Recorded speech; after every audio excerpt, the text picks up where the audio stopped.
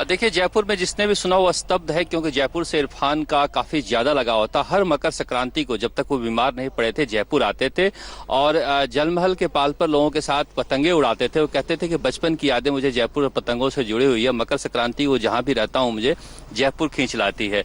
तो इस तरह की यादें जयपुर वालों के दिल में है और यहीं से थिएटर किए बहुत सारे थिएटर के जो उनके साथी हैं उनसे हमारी बातचीत हुई। उन्हें विश्वास नहीं हो रहा है। उनका कहना था जब तक वो मुंबई में थे, जो भी जयपुर के लोग जाते थे थिएटर करने या संघर्ष करने के लिए बॉलीवुड में, उनको बहुत ज्यादा प्रश्रय देते थे, उनको सिखाते थे। तो राजस्थान से उनका एक लगाव है। और जिस तरह से 25 तारीख को उनकी माताजी का शौकत खान का निधन हुआ, हालांकि उस रामगंज के इस वाशियों के इलाके में कर्फ्यू है और काफी ज्यादा कोरोना का प्रभाव, इसलिए 3-4 लोग ही सुपुर्दे खाक में शामिल हो पाए। और उसके बाद पूरा परिवार तुरंत मुंबई चला गया, क्योंकि तुरंत वहां पर इरफान भी भर्ती हो गए थे अस्पताल में। यहाँ परिवार का कोई है नहीं, मामू है, मामू से बात हुई। पूरा परिवार अभी तो गम में है, रो रहे हैं वो, और याद कर रहे हैं किस तरह से इरफान थे। उनका बचपन जो है ननिहाल में, अपना टोंक में बीता है। टोंक में उनका मामू का घर है, तो वो जब आते थे जयपुर तो वहां से टोंक भी जाते थे। तो एक तरह से कहा जाता है कि छोटा सा एक बच्चे की तरह यहाँ जयपुर उनको, इरफान को याद रखता है कि यहाँ से बड़े हुए और बॉलीवुड में इतना बड़ा जाके नाम कमाए। वसुंधरा राजे हों, अशोक गहलोत हों, सबने शोक व्यक्त किया है जयपुर के इस सितारे पर। जिस तरह जब से बीमार थे तब से यहाँ पर दुआओं का दौर जारी था कि जल्दी वो ठीक होकर आए। अब सबको लगने लगा था कि इरफान ठीक हो गए हैं, और अचानक से माता जी के निधन के बाद इस तरह से अचानक से खबर आई, तो यहाँ तो हर कोई स्तब्ध है। और जिस इलाके में उनका घर है वहाँ एक विडंबना देखिए कि कोई सुख मनाने के लिए भी नहीं निकल सकता, क्योंकि कोरोना का ऐसा ज्यादा प्रभाव है इस इलाके में कि बिल्कुल ही कोई किसी को घर से निकलना मना है। तो एक विडंबना ही कहा जाएगा कि लोग उनके लिए एक साथ जुट भी नहीं सकते। और परिवार में फिलहाल तो कोई यहाँ पर है नहीं, सब मुंबई चले गए हैं। उनकी पत्नी आ नहीं पाई थी, घर के जो रिश्तेदार थे उन्होंने उनके माताजी को। शरद, आप बने रहे हमारे साथ। हमारी सहयोगी मीनाक्षी भी हमारे साथ जुड़ गई हैं। मीनाक्षी, जो हम बात कर रहे थे लगातार, वाकई विश्वास नहीं हो रहा है कि इरफान अब हमारे बीच नहीं रहे। हमने भी कई बार बातचीत की है फिल्मों की, हम लोगों को भी इंटरेस्ट रहा है फिल्मों में, और अच्छी एक्टिंग की बात जब भी हुई है तो इरफान के बारे में हम सभी ने जिक्र जरूर किया है। एब्सोल्युटली श्वेता, आप बिल्कुल ठीक कह रही हैं। देखिए, बेहद दुखद ये बात कि इरफान खान जिस उम्र में चले गए हैं वो उम्र जाने की नहीं होती है। 54 साल की उनकी उम्र। और एक्टिंग का श्वेता जब आप जिक्र कर रही हैं, इरफान खान अपने आप में अभिनय के एक इंस्टीट्यूशन है, एक मिसाल वो हमेशा रहेंगे।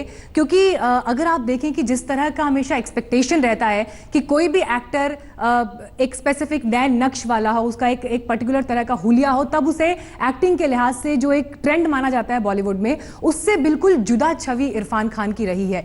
लेकिन सिर्फ और सिर्फ अपने अभिनय के बूते जो मकाम उन्होंने हासिल किया, राष्ट्रीय पुरस्कार हासिल किए, फिल्म फेयर अवार्ड्स हासिल किए, और स्पेशली मैं यहाँ पर जिक्र जरूर करना चाहूंगी पान सिंह तोमर का, क्योंकि अभिनय में वो बहुत समय से एक्टिव थे, टीवी सीरियल्स में उन्होंने बहुत काम किया। लेकिन पान सिंह तोमर उन्हें जिन ऊंचाइयों का नाम इरफान खान को बनाया, वो अपने आप में अभूतपूर्व था। एक दिलचस्प किस्सा मुझे यहाँ पर श्वेता याद आता है, मैं इनके बारे में जब पढ़ रही थी। इरफान खान जिस समय सीरियल्स में काम कर रहे थे, क्योंकि एक निम्न वर्गीय परिवार से वो आते थे, बहुत संघर्षों के बाद मुंबई तक पहुंचे। क्रिकेटर बनने का सपना था, माँ चाहती थी कि लेक्चरर बने, लेकिन इन सब चीज़ों से आके निकलते हुए एनएसडी के बाद अभिनय की दुनिया में जब उन्होंने कदम रखा, तो उस समय उन्होंने टीवी सीरियल्स में काम शुरू किया।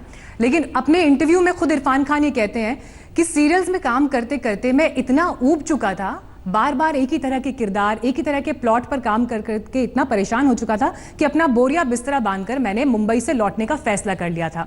लेकिन फिर एनएसडी के दिनों से उनके करीबी दोस्त रहे तिग्मांशु धूलिया ने उन्हें रोका और कहा कि दोस्त, अभी थोड़ा इंतजार और करो, तुम्हारे लिए मुंबई में, माया नगरी में, अभिनय की दुनिया में बहुत कुछ है, ऐसी मंजिलें बाकी हैं जो तुम्हें अभी अचीव करनी है। इरफान रुक गए, और उसके बाद जो सफर उनका फिल्मों में शुरू हुआ, संघर्ष वहां पर भी रहे, लेकिन उन संघर्षों से आगे बढ़ते हुए उन्होंने जो फिल्में की, हर फिल्म अपने आप में ट्रेंड सेटर इरफान खान के लिए बनती रही।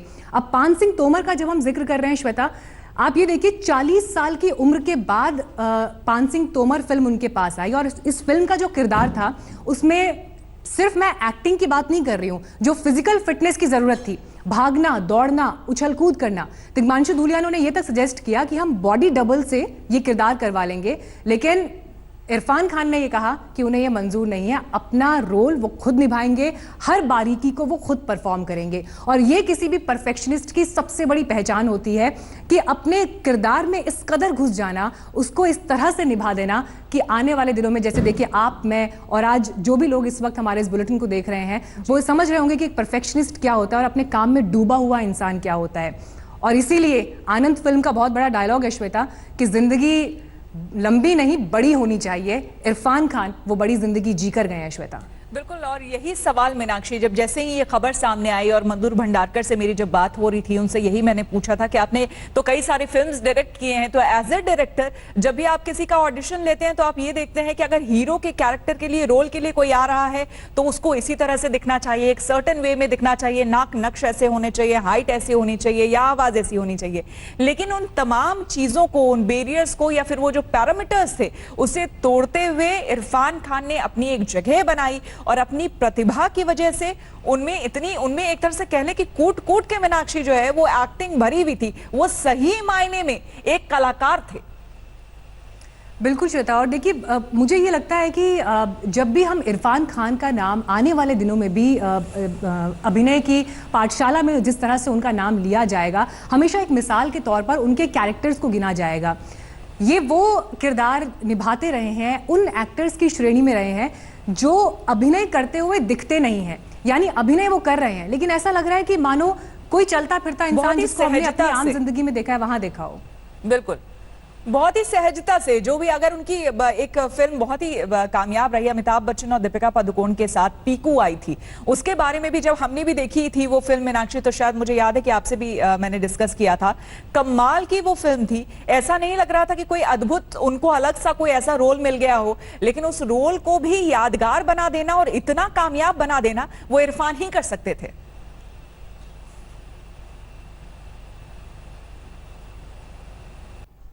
और इरफान खान के निधन से इस वक्त फिल्म जगत में शोक की लहर है।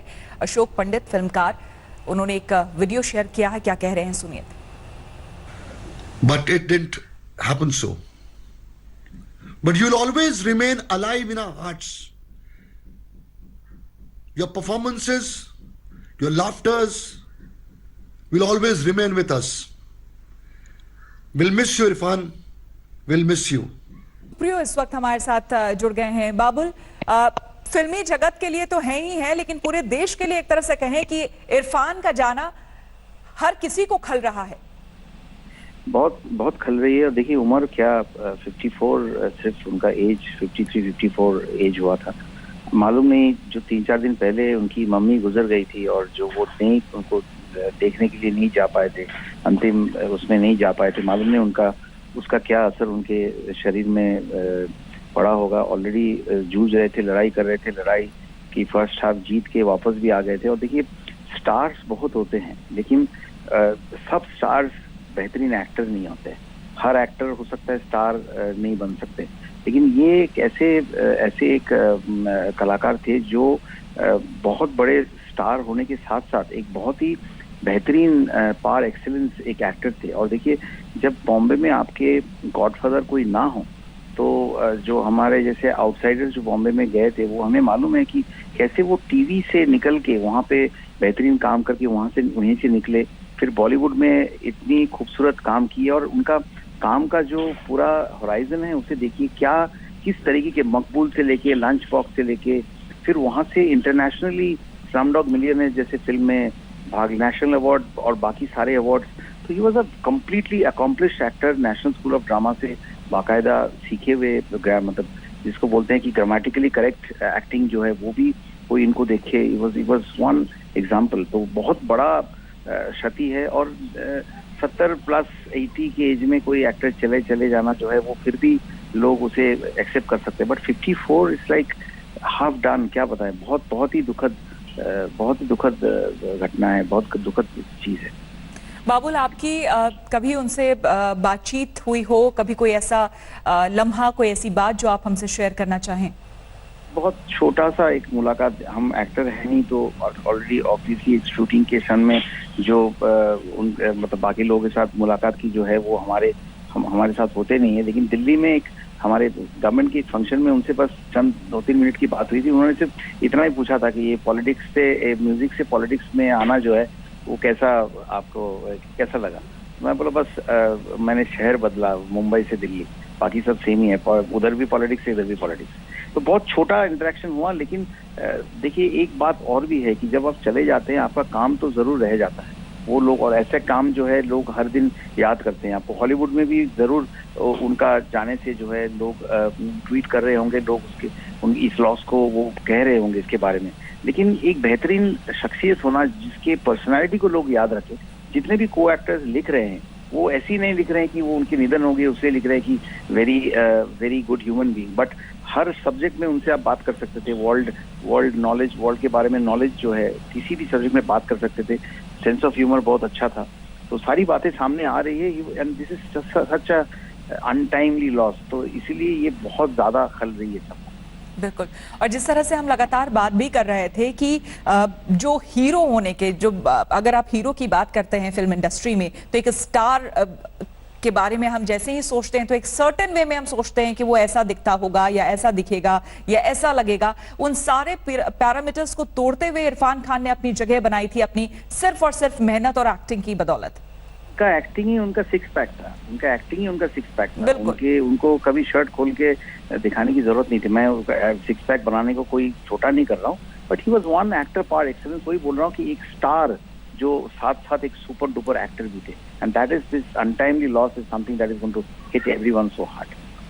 बिल्कुल। और काफी कुछ उनसे अभी सीखने, उनसे देखने को और मिलता, क्योंकि कई लोग बता रहे हैं कि डायरेक्शन में भी उनका शौक रहा है और वो आगे रहते तो शायद हम कुछ और अच्छी फिल्में और देख पाते। बाबुल, अगर आपको कोई याद हो, आप अगर फिल्में देखते हो और आपको अगर कोई याद हो उनकी कोई ऐसी फिल्म या उनका कोई ऐसा किरदार जो आपको याद आ रहा हो। बिल्कुल। देखिए ये अभी 3-4 दिन पहले लॉकडाउन के टाइम पे रात को फैमिली के साथ आप 10-11 बजे फिल्म देखने बैठते हैं, तो हमने लंच बॉक्स देखी और साथ में आसपास में वो अंग्रेजी मीडियम भी पिक्चर हमने देखी। एक हिंदी मीडियम, अंग्रेजी मीडियम तो अभी आने वाली है। और उसके सिवा आप पीकू बोलिए, आप हैदर बोलिए, क्या उनका काम का वो था, मतलब व्हाट वाज दी, कितने सारे फिल्में इरफान खान के हमने देखे हैं। तो और देखिए इतने वैरिड रोल्स, ये जितने भी फिल्मों का नाम आपने लिया इन सब में बिल्कुल अलग अलग किरदार और उसके बावजूद कमाल की एक्टिंग। कोई अलग अलग, देखिए अभी ये हिंदी मीडियम पिक्चर में इज अ सीरियस एक्टर, लेकिन कॉमेडी टाइमिंग और सारी चीजें जो है कितनी बाखूबी निभाया है उन्होंने। तो ये जो उनका बहुत बहुत धन्यवाद बाबुल आपका। और निम्रत कौर इस वक्त हमारे साथ जुड़ गई हैं लंच बॉक्स में। आप साथ ही देख भी रहे होंगे स्क्रीन पे, लंच बॉक्स में उन्होंने काम किया था इरफान के साथ। निम्रत, आपने तो खुद एक स्क्रीन शेयर किया है इरफान के साथ, और आज इरफान अब नहीं है हमारे बीच, क्या कहेंगी?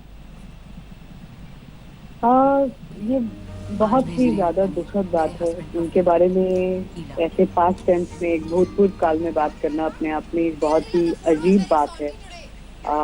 मेरे पास शब्द नहीं है इस वक्त बयान करने के लिए कि ये एक कंट्री के लिए कितना बड़ा लॉस है, और हर उस इंसान के लिए जो उनके काम से परिचित थे, उनके साथ काम कर चुके थे या उनका काम देखा था कहीं भी एज एन ऑडियंस। तो ये बहुत ही बड़ा एक पर्सनल लॉस है सबके लिए। निम्रत, आप जब मूवीज में आई उससे बहुत पहले इरफान आ चुके थे और उनकी जो जर्नी रही है वो काफी लंबी रही है, क्योंकि सीरियल्स में भी पहले आ चुके थे। तो आपको कभी साथ काम करते हुए ऐसा लगा कि कभी किसी तरह की असहजता या फिर कैसा महसूस होता था जब साथ में वो काम करते थे? जी, वो बहुत ही ज्यादा उम्दा इंसान थे, अपनी जड़ों से जुड़े हुए थे, बहुत करीब थे, जमीन के बहुत करीब थे, क्योंकि वो एक मिडिल क्लास साधारण फैमिली से उठकर पूरी दुनिया में उन्होंने एक नाम कमाया है अपना। तो उनसे बात करना या उनसे मिलना मतलब बहुत ही बिल्कुल ही साधारण और बहुत ही सिंपल, बिल्कुल नो एज और नो फॉल्स नोशन जैसे कहते हैं as an actor and as a human being. इंसान की बहुत परख थी उन्हें, सर्कमस्टांसेस की बहुत परख थी, बहुत ही कीन ऑब्जर्वर थे जिंदगी और दुनिया के। उनके बारे में जितना कहे तो कहा जाए कम है। निम्रत, जब आप लोग शूट कर रहे थे लंच बॉक्स के लिए, उस समय की कोई यादें, कोई ऐसी बात जो ऑफ स्क्रीन ऐसी हो जो आप शेयर करना चाहें? हम लोगों ने बस एक ही सीन किया जहाँ पे हम मिले नहीं थे कभी, बट इस वक्त मैं उनकी फैमिली के लिए जरूर प्रेयर करूंगी। और ये बहुत ही मुश्किल वक्त है, बहुत कठिन समय है, और भगवान उन सबके साथ उनको स्ट्रेंथ दे इस वक्त। बिल्कुल निम्रत, बहुत बहुत धन्यवाद आपका हमसे बात करने के लिए। तो निम्रत कौर बात कर रही थी अभिनेत्री, और लंच बॉक्स में उन्होंने एक बेहतरीन, क्योंकि ये जो अपने आप में मूवी है लंच बॉक्स, वही बिल्कुल डिफरेंट थीम पर है। और अगर आप देखेंगे वाकई तो आपको हैरानी होगी कि इस कॉन्सेप्ट की मूवी भी हमारे यहाँ चल सकती है, और ये चली और सिर्फ इन दोनों के अभिनय के बलबूते।